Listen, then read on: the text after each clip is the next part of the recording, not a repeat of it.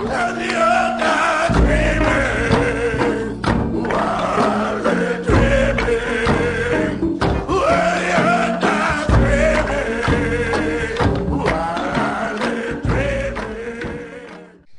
everybody, and welcome to another edition of the Magic Show. But this isn't just any magic show. This is the new and improved Magic Show. That's right, no more of this willy-nilly the Magic Show whenever I want to make it business. Now you'll be seeing me on a weekly basis every Friday. Wait a minute, you were already seeing the show on a weekly basis every Friday?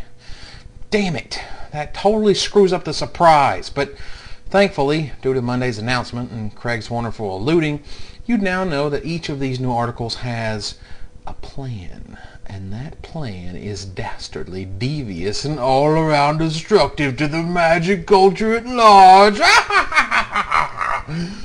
Yeah. Really, I could just quit this and continue on with this week's show, but one thing I have to say first.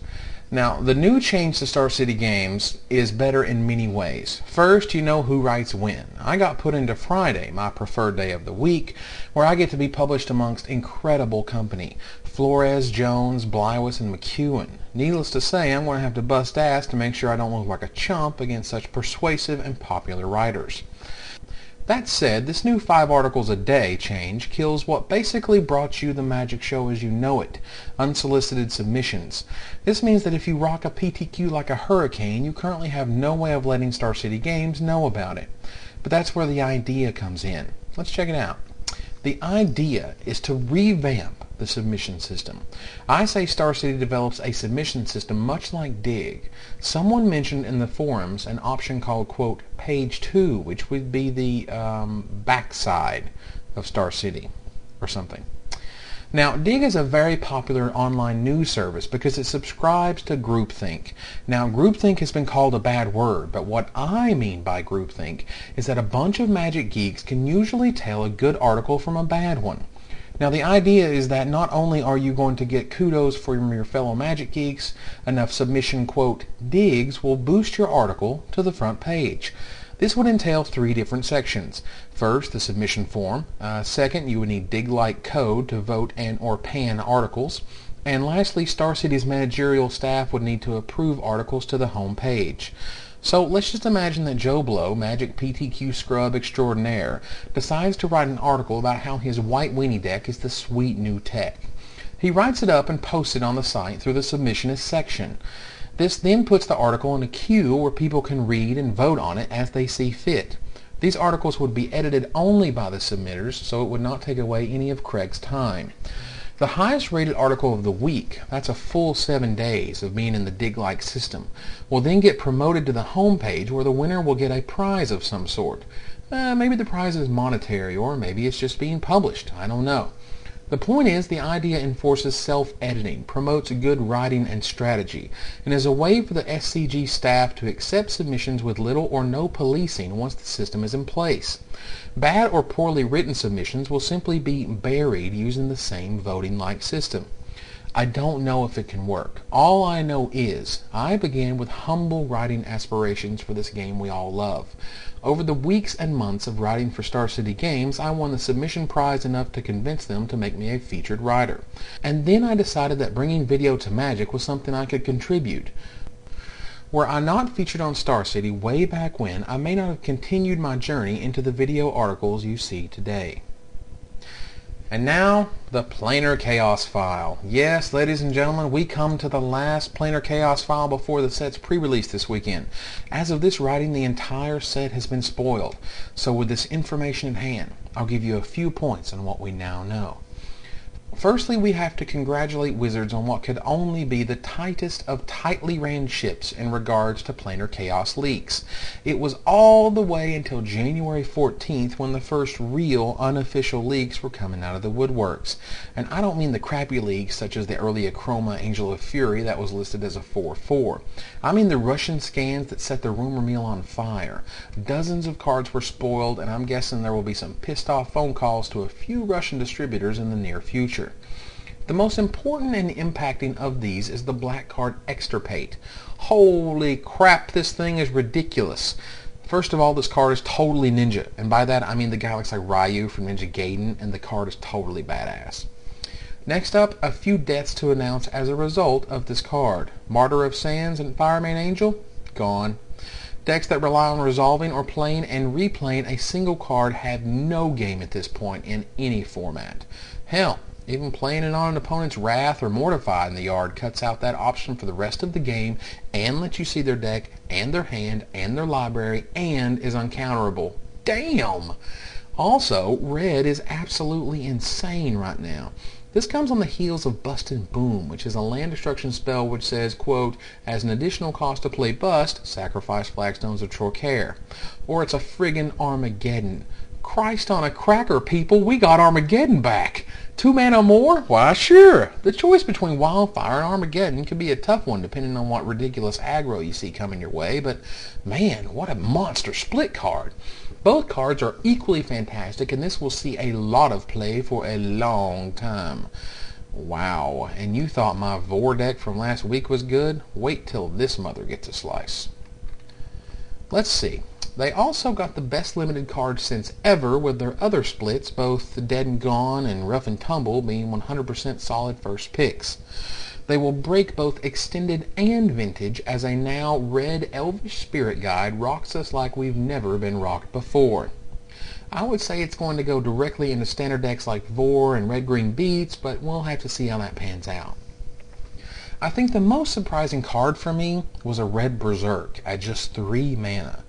There's a reason Berserk was ridiculous and once restricted, and we'll soon know why. But between the new Berserk, Red also got a Mana War for an opponent's creatures because, you spent so much time with Mana War winning games by returning your own creatures.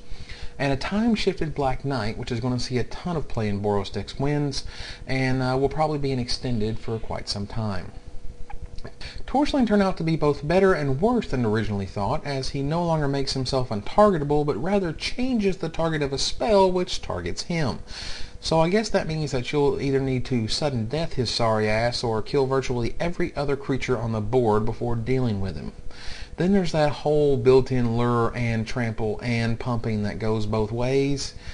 When Wizards said they were going to flood the standard environment with Tier 2 cards, they weren't kidding. At this point, with the entire set known, there is just so much to talk about. I'm trying to fit it all in.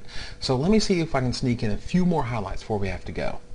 White's primary theme with this set is rescue. Now the rescue mechanic is focused on bringing creatures back to your hand, and all I gotta say is White was pretty bad in Triple Time Spiral Draft, but I don't think they're going to be that way for long. These new guys are just incredible. Let's take for instance Dust Elemental. While 187 creatures are a virtual must for this guy, he basically guarantees that White Weenie and Standard will always have an out against mass removal for decks that don't pack counterspells. Damnation? Well, I guess I'll just throw this guy out and pick up my team and replay him next turn. Is that okay? Let me just get this out of the way. Calciderm is probably the biggest question mark in the set right now.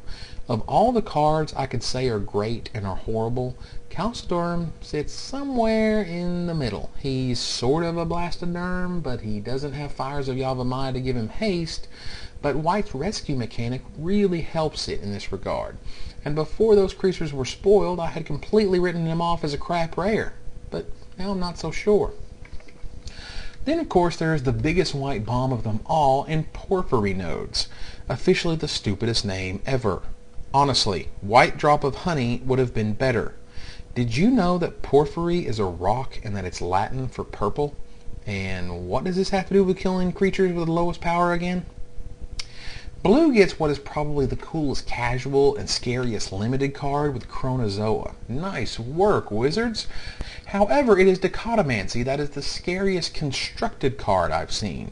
This gets a copy of each of your opponent's non-land permanents when it goes off, and with a suspend cost of a mere 3 mana, and with cards like Time Crafting to make sure it goes off at instant speed, this could be one extremely powerful, frightening weapon. Of course, the most popular blue spell that will emerge from Planar Chaos is, get the name, Pongify, aka Swords to Monkey Shares, which it will be called from now on. As for green, Well, we've come a long way since Jedit completely underwhelmed us.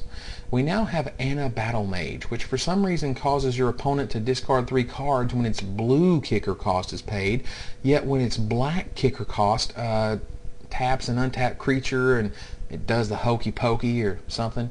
Did anyone keep reading after the blue kicker makes them discard cards bit? Because neither did I.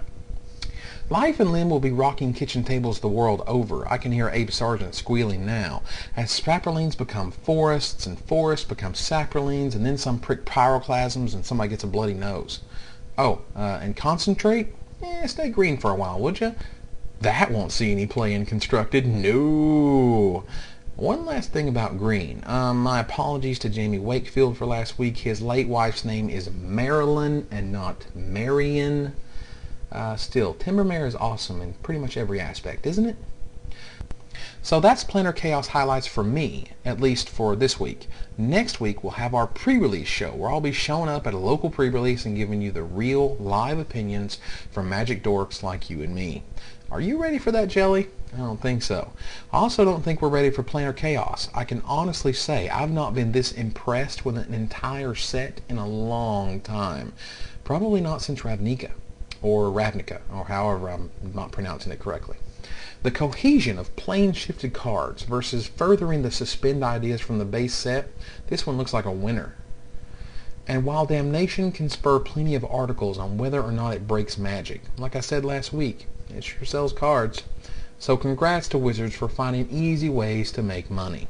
Hey, I know, for Future Sight they'll print Wrath of God in blue. That'll sell cards, right? Thanks for watching, everybody. I'll see you next week, and if you're in Kentucky or Nashville, I'll probably see you this weekend.